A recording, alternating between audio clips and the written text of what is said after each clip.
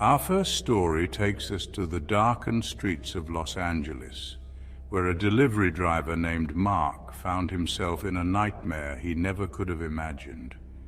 It was a cold, windy night, and Mark was on his usual delivery route, navigating through the dimly lit streets of Los Angeles. A fan of horror movies, he often watched The Conjuring or The Shining during his breaks, enjoying the thrill and suspense.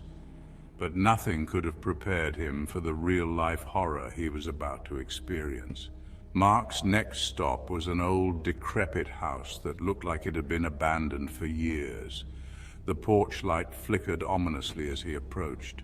He felt a chill run down his spine, but brushed it off as his imagination running wild. As he stepped out of his van, he sensed something watching him. He knocked on the door, but there was no answer. He knocked again, louder this time, but still nothing. Suddenly he heard a rustling sound behind him. He turned quickly, but there was nothing there. His heart started to race. He left the package on the doorstep and walked back to his van, trying to shake off the feeling of being watched. As he drove away, he glanced in his rearview mirror and saw a shadowy figure standing on the porch, watching him. The figure didn't move, just stood there, staring. Mark's blood ran cold. He sped up, trying to put as much distance between himself and that house as possible. That night, as he lay in bed, Mark couldn't shake the image of the shadowy figure. He tried to convince himself it was just a trick of the light, but deep down, he knew something was terribly wrong. The next morning, he found scratch marks on his van's door as if something had tried to get in. Mark never took that route again, but he couldn't escape the feeling that he was still being watched. Years later, he was found dead in his apartment with those same scratch marks etched into the walls. Our second story takes us to a remote lighthouse on the rugged coast of Maine, where a delivery driver named Sarah encountered a terrifying supernatural presence. Sarah was used to making deliveries to isolated places, but the lighthouse was different. It stood alone on a cliff, battered by the relentless waves. The keeper, an old man named Mr. Whitaker, rarely ordered anything, so Sarah was surprised when she received an urgent delivery for him. As she approached the lighthouse, she felt a sense of dread. The building loomed over her, its light cutting through the thick fog. She knocked on the door, but there was no answer. She called out for Mr. Whitaker, but only the sound of the crashing waves replied. Sarah decided to leave the package at the door, but as she turned to leave, the door creaked open. She stepped inside, calling out again. The interior was dimly lit and smelled of salt and decay. She could hear the distant sound of a radio playing an old tune, but there was no sign of Mr. Whitaker. Suddenly, the door slammed shut behind her. Sarah spun around, but there was no one there. Panic set in as she tried to open the door, but it wouldn't budge. She heard footsteps above her, slow and deliberate. Gathering her courage, she climbed the winding staircase to the top. When she reached the top, she found the radio playing static and an old photograph of a young Mr. Whitaker standing with his family.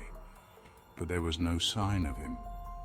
The footsteps grew louder, closer, and Sarah felt a cold breath on her neck.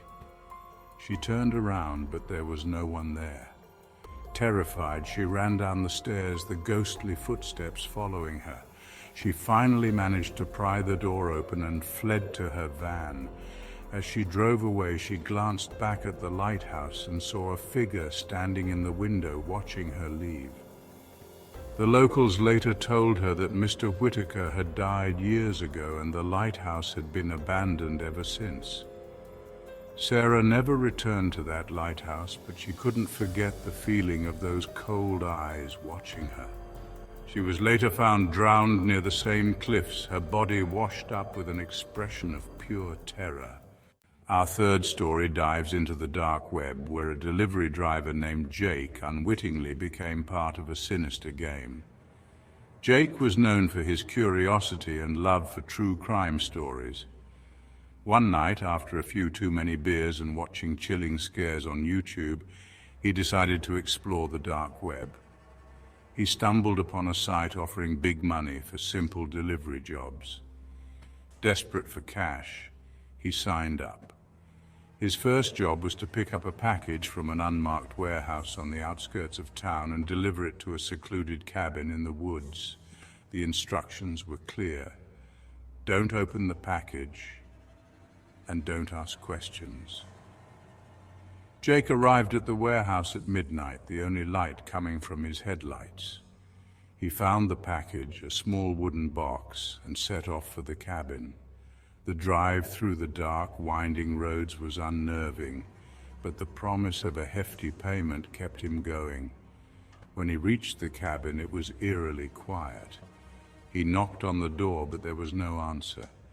He left the package on the doorstep and was about to leave when he heard a scream from inside. His heart pounded as he debated what to do. Curiosity got the better of him, and he peered through a window. What he saw made his blood run cold. Inside, a group of people in dark robes stood around a young woman tied to a chair. They were chanting, and the woman looked terrified. Jake stumbled back, trying to make sense of what he had seen. He got back in his van and sped away, his mind racing. The next day, he received another job from the same site. The instructions were the same, but this time he was too scared to accept. He tried to report what he had seen, but without any concrete evidence, no one believed him. The dark web job offers stopped coming, but Jake couldn't shake the feeling that he was being watched. Months later, he disappeared without a trace, his van found abandoned in the woods near the cabin. Our fourth story takes us to a lonely stretch of highway in Texas, where a delivery driver named Lisa encountered a ghostly passenger. Lisa was used to long, solitary drives. She often listened to horror podcasts to keep herself entertained. One night, while driving through a desolate part of Texas, her van started to act up. She pulled over to the side of the road and got out to check the engine. As she was looking under the hood, she heard footsteps approaching.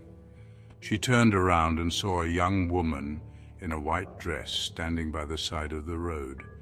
The woman looked lost and scared. Lisa asked if she needed help, and the woman nodded, asking for a ride to the nearest town. Lisa agreed, and the woman got into the passenger seat. As they drove, Lisa tried to make small talk, but the woman remained silent, staring straight ahead. After a few minutes, Lisa glanced over and saw that the woman was gone. The seat was empty. Panicking, Lisa pulled over and searched the van, but there was no trace of the woman. She got back on the road, trying to convince herself it was just her imagination. But then she saw the woman again, standing by the side of the road just as she had before. Lisa drove past, her heart pounding. She glanced in her rearview mirror and saw the woman standing in the middle of the road, watching her. Lisa sped up, desperate to reach the nearest town. When she finally arrived, she told her story to the locals, who informed her that a young woman had died on that stretch of road years ago. Many had reported seeing her ghost, always asking for a ride but never reaching her destination. Lisa never recovered from the terror of that night and eventually stopped driving altogether. She was found dead in her home with a look of horror frozen on her face. Our fifth and final story takes us to a haunted Airbnb in a quiet suburban neighborhood where a delivery driver named Tom experienced the unexplainable. Tom often made deliveries to Airbnb rentals, dropping off groceries or supplies for guests.